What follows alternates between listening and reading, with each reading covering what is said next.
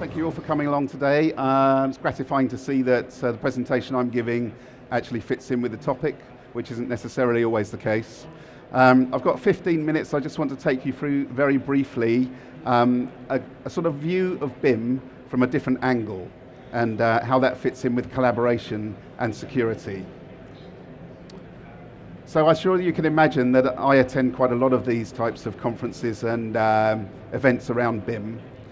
And we're always talking about the value, what's the value of BIM? And we focus pretty much on deliverable values. So we're looking at reduction of cost, we're talking about reduction of operational cost, reduction of delivery cost, we're talking about increasing the quality, reducing risk, and green performance, and issues that revolve around the values that sit on the operational delivery side of BIM.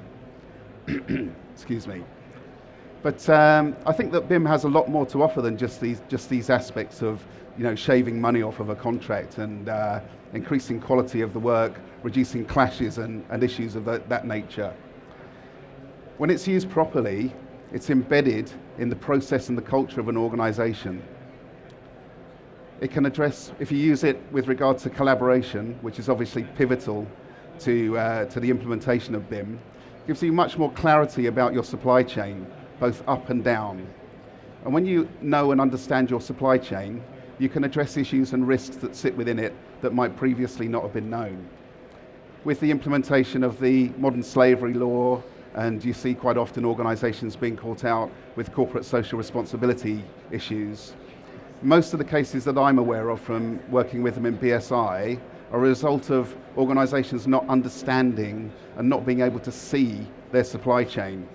And you see instances of this all the time where huge organizations are subcontracting out certain manufacturing processes, and then the person that they're subcontracting out to is subcontracting out again, and they have no visibility of where the end products are actually being manufactured. And this can come back when it's uncovered and be hugely damaging to reputation.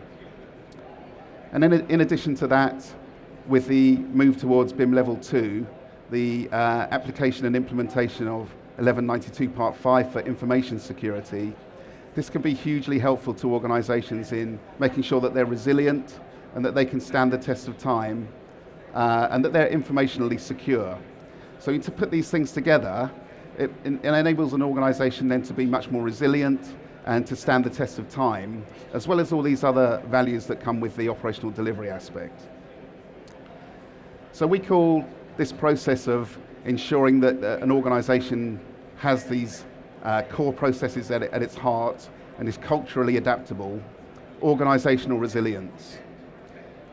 In 2014, there was a standard that was published, which probably passed you by, which is BS 65000, which is the Guide for Organizational Resilience. You can read there the title of this and the scope of what we consider to be organizational resilience, but it's probably not what you think it is, because generally when we're talking to people about OR, they would consider it to be disaster recovery, it's business continuity, it's what happens, how you react when something happens to you. But just to underline really and emphasize what it says on the screen there about organizational resilience, we see it more, and I'm going to paraphrase a couple of gentlemen who are more learned than I. So Sir Charles Darwin said that the origin of species, or the ability of a species to stand the test of time, is not relative to how strong it is, it's not relative to how fit they are or fit for purpose, and it's not relative to the intelligence of the species, it's their ability to adapt and to changes in the environment around them, to adapt and evolve. And Aldous Huxley said, experience is not defined by what happens to a man, but it's defined by what a man does with what happens to him. And this is the essence of organizational resilience. It's about understanding your business. It's about being able to adapt to changes, whether you see them coming or whether you don't see them coming. And not just to continue doing the services that you're providing, but to profit from and to use that as an opportunity to develop your organization. So this model here is something that we devised within BSI. We are trying to engage with organizations to make them more organizationally resilient. And you can see here we're looking at the usual processes that are addressed by standards such as ISO 9001, where we're looking at people, processes, and product. And what we've done here with organisational resilience is we've separated out some key themes. So we have information resilience, supply chain resilience, and operational resilience. So going back to the first slide that we were looking at, obviously the value of BIM from an operational resilience perspective is quite clear to see. If you implement it correctly, you'll be able to deliver projects much more efficiently, makes you a more attractive partner, and operationally very strong. With the other aspects of collaboration, you can address your supply chain issues. It makes the supply chain much more transparent and gives you the opportunity to fix potential issues before they arise. And information resilience, as I say, as we move towards level 2, will be addressed by 1192 Part 5 for information security. With the implementation, as I'm sure some of you are aware of, the General Data General Data Protection Regulation. I should know these things in BSI, too many acronyms. Which was launched here in the UK in 2016,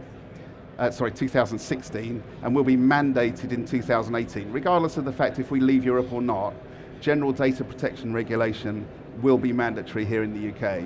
So it's something that we all need to be mindful of, and obviously correct implementation of BIM will address certain issues around data protection, but there are many, many more products on the market and processes that we can implement around information security and cyber security, which I'm sure will come up during the course of this presentation today.